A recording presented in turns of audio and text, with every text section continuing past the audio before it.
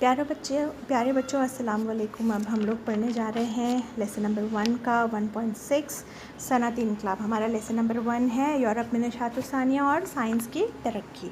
अब इसमें हम इंडस्ट्रियल रेवोल्यूशन के बारे में पढ़ेंगे। जो यूरोप में इंडस्ट्रियल रेवोल्यूशन आया या सनअती इनकलाब आया, उससे मुतालिक हमें मालूमात हासिल करना है। सनअती इनकलाब दस्ती पैदावार से मशीनी पैदावार में मुंतकली की निशानदेही करता है। सनअती इनकलाब है क्या? सनअती इनकलाब ये चीज़ है कि जो अशिया हम हाथ से तैयार करते हैं वो अशिया को मशीनों पर तैयार करना। तो जो हाथ से अशिया तैयार करने से लेकर मशीनों पर अशिया तैयार करने का जो सफ़र है और जो तब्दीली आई है, उसी को सनअती इनकलाब कहा जाता है। 18वीं सदी और 19वीं सदी में भाप से चलने वाली और पानी से चलने वाली हाइड्रोलिक मशीनें सनअती पैदावार के इस्तेमाल में आ गई। सनअती इनकलाब सिर्फ एक सरमायादाराना मईशत में हो सकता है। सरमायादाराना मईशत में सरमायादारों का एक नया तबका वजूद में आया जो या तो सनअती अदारों के मालिक थे या ऐसे अदारों को सरमाया फराहम कर सकते थे। सरमायादार कौन होते हैं? सरमाया लगाने वाला होता है। तो सरमायादार अगर जब तक अपना पैसा किसी फैक्ट्री या किसी बिज़नेस में ना लगाए तो वो फैक्ट्री या बिज़नेस काम कैसे करेगा? तो ये क्या करने लगे कि सरमाया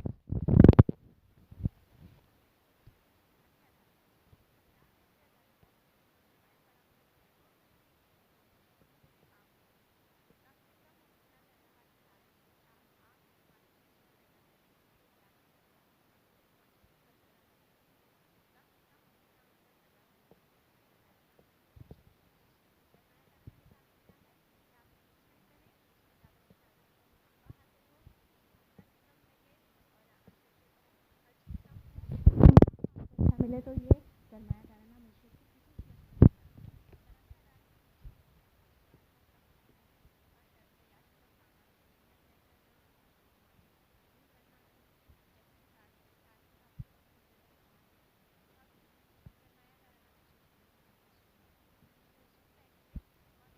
तय किया उन्होंने कि सनअती अदारों की निजी मिल्कियत, सनअतकार का हक तैयारी, यानी सनअत में तैयार होने वाली अशिया का हक कौन लेगा।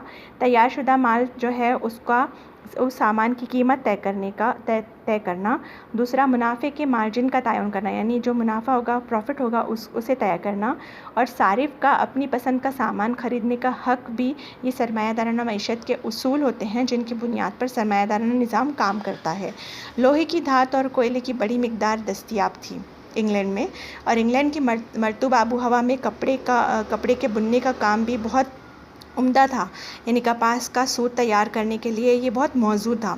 इन साजगार हालात के साथ ही इंग्लैंड में कपड़ों की सनत पनप गई और उस वक्त इंग्लिस्तान ने कई मुल्कों में अपनी कॉलोनियाँ कायम कर ली थी। कॉलोनियाँ जिसे हम नौआबादियात कहते हैं। इन्होंने इंग्लिस्तान ने कई मुल्कों में अपनी कॉलोनियाँ कायम कर ली और उसके लिहाजा इंग्लैंड अपनी कॉलोनियों से सस्ते दामों पर बड़ी मिकदार में ज़रूरी खामाल आसानी से ख़रीद लेता था, उसे फिर बरामद करता था।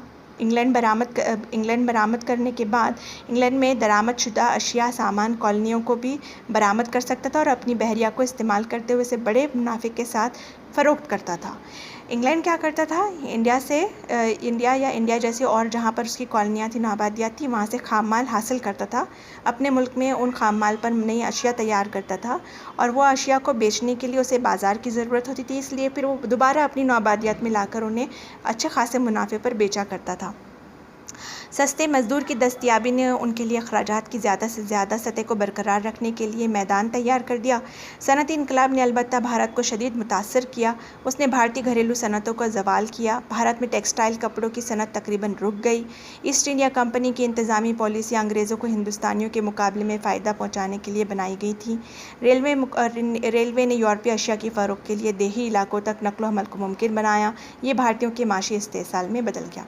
हिंदुस्तान को जो सनअती इनकलाब है उसका काफ़ी नुकसान उठाना पड़ा, क्योंकि हिंदुस्तान एक ऐसा मुल्क था कि यहाँ पर हाथों से काम किया जाता था।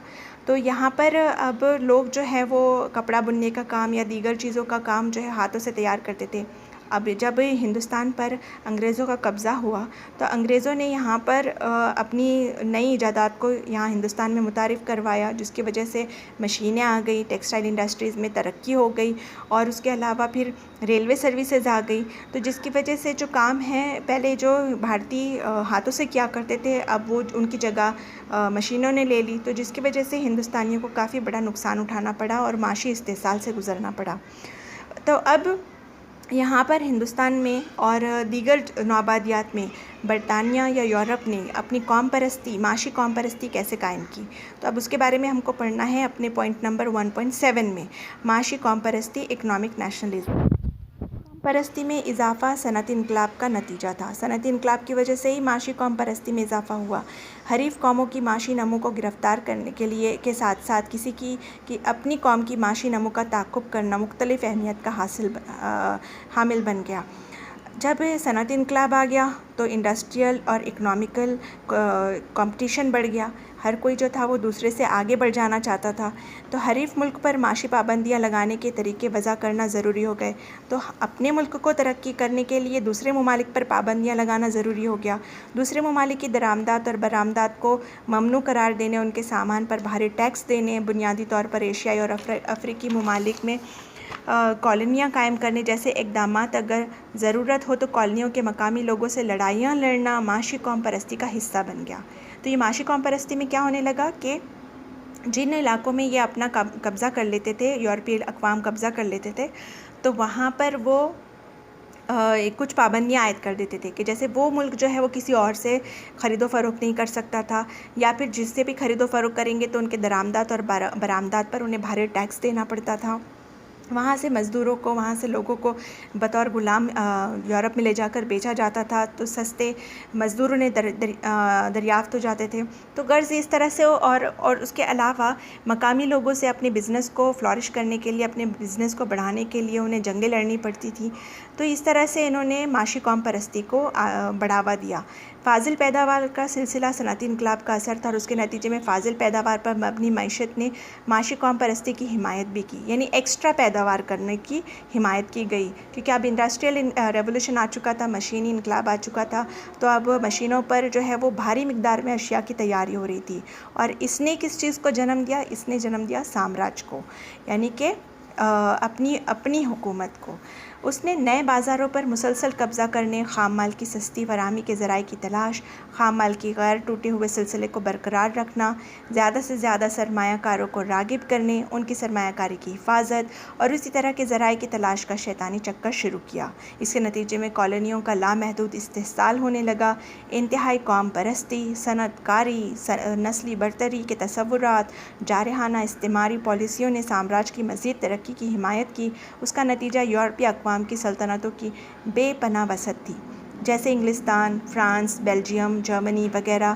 یہ سارے جو ہیں یورپی اقوام ایسی بن گئی کہ جن کی وجہ سے معاشی قوم پرستی قائم ہو گئی۔ اگلے سبق میں ہم دیکھیں گے کہ یہ جو یورپی استعمار کے بارے میں مزید معلومات حاصل کرنے والے ہیں۔ یورپی استعمار کیا ہے؟ استعمار کا مطلب ہوتا ہے نوآبادیات قائم کرنا۔ تو یہ سارے جو معاشی قوم پرستی ہے اس نے سامراجیت کو جنم دیا، اور سامراجیت نے نوآبادیات کو جنم دیا۔ تو اس کے بارے میں ہم اگلے سبق میں